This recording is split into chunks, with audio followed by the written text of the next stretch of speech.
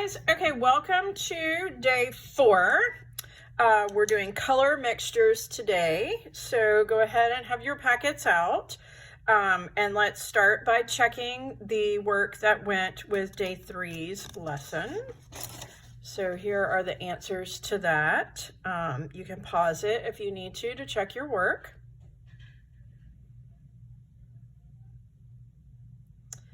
And here are the answers to the answer to number 5. You did not have to do numbers 6 or 7. Again, pause the video here if you need to check your work. Okay, so let's move on to today's lesson, which is about mixtures. And we're talking today about doubling or tripling amounts. Don't worry about that first part, that 4.1.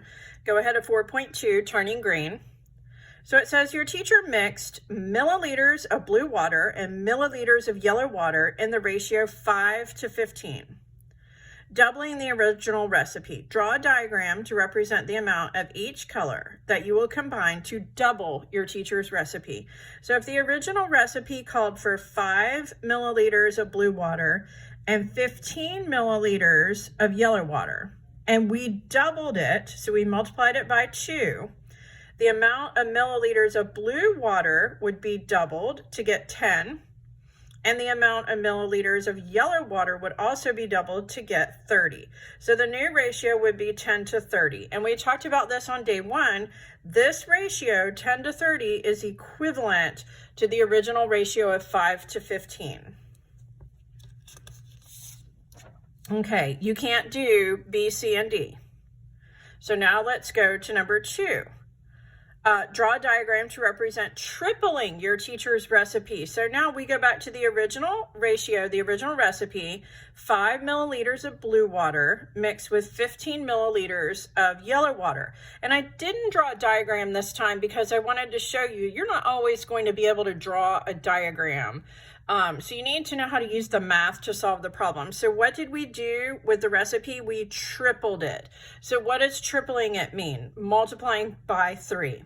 So we took the amount of blue water, 5 milliliters, and we multiplied that by 3 to get 15 milliliters of blue water.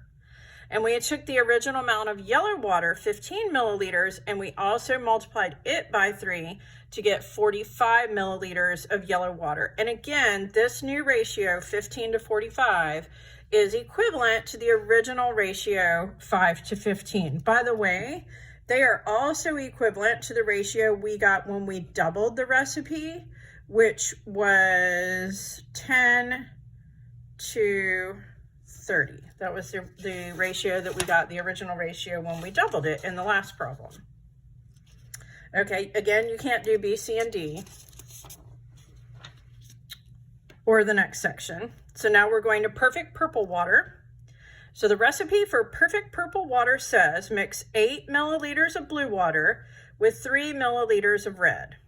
Okay, so we've got 2 kids that are going to try to make perfect purple water. We've got Jada, who mixes 24 milliliters of blue and 9 milliliters of red, and Andre, who mixes 16 milliliters of blue and 9 milliliters of red.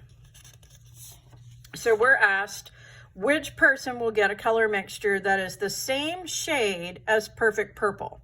So here was perfect purple, 8 blue to 3 red.